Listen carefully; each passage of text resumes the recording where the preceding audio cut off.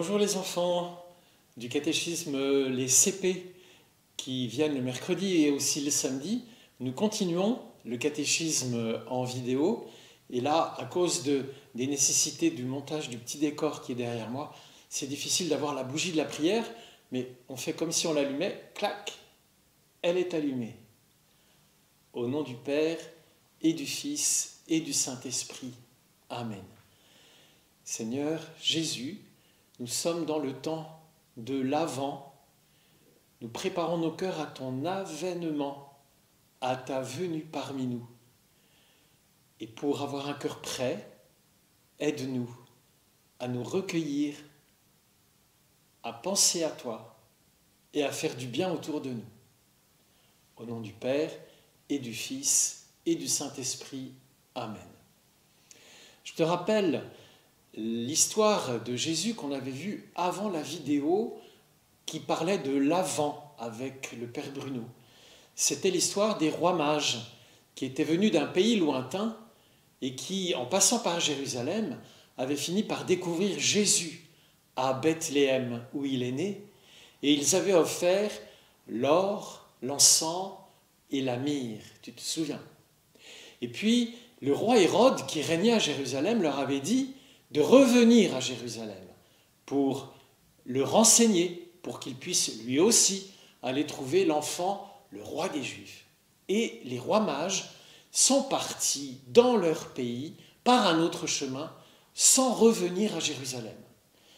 Le roi Hérode, ayant découvert qu'il avait été floué, c'est-à-dire que les mages n'avaient pas fait comme il avait dit, il s'est mis en colère, une colère terrible, qu'il l'a fait tuer tous les enfants de Bethléem de moins de 2 ans.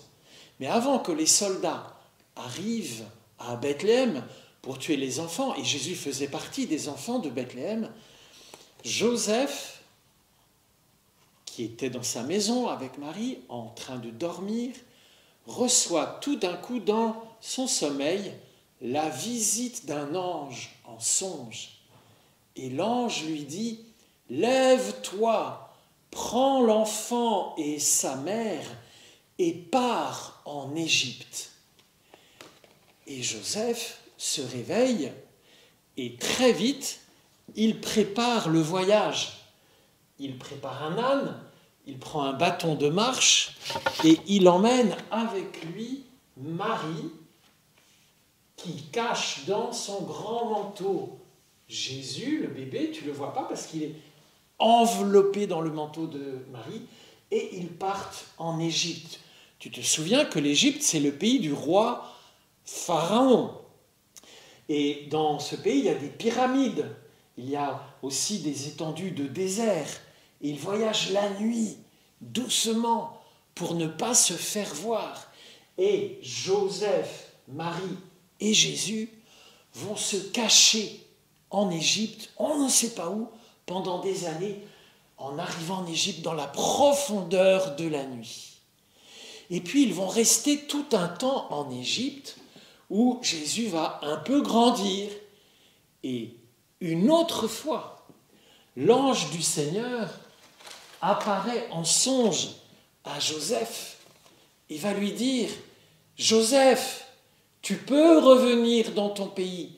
Prends de nouveau l'enfant et sa mère et rentre dans ton pays. » Et Joseph repart dans l'autre sens, mais au lieu de s'installer à Bethléem, d'où il était parti, va à Nazareth, beaucoup plus loin, pour être sûr que l'enfant Jésus sera en sécurité. Alors, tu peux admirer ce personnage de Saint Joseph qui obéit à Dieu, qui fait tout comme Dieu lui demande. Et grâce à son obéissance, l'enfant Jésus n'a pas été tué par les méchants soldats d'Hérode. Il a pu se cacher en Égypte, grandir et revenir ensuite à Nazareth. Tu peux admirer cette figure d'homme. Joseph, c'était un homme juste. Ça veut dire qu'il avait le cœur droit, qu'il avait une volonté ferme et puis aussi de la force pour pouvoir physiquement et moralement vivre cette aventure. Joseph, c'est l'homme juste à qui Dieu a confié Jésus. Jésus, le trésor pour l'humanité, il fallait qu'il soit remis à un homme juste, droit, fort, qui obéit à Dieu et qui se laisse guider par le plan de Dieu. Alors, grâce à Joseph, Marie et Jésus ont pu échapper à un terrible danger. Et tu peux dire merci dans ta vie pour ton papa. Et tu peux prier pour ton papa. Ton papa, peut-être par moment, doit aider la famille à avancer, à faire quelque chose pour aller un peu plus loin, soit pour déménager bien sûr, mais pour aller plus loin dans la vie de foi, dans la vie d'humanité, dans la vie chrétienne, dans l'aide aux autres. Alors aussi dans ton cœur, tu peux demander à Jésus de savoir obéir à la voix des anges qui te parlent quelquefois dans ton cœur ou dans ta conscience. Quelquefois les bonnes idées, les idées d'amour, les idées de faire du bien, les idées de demander pardon, les idées d'aider quelqu'un qui est dans la difficulté, ça vient de Dieu à travers un ange, ton ange gardien peut-être. À la prochaine fois.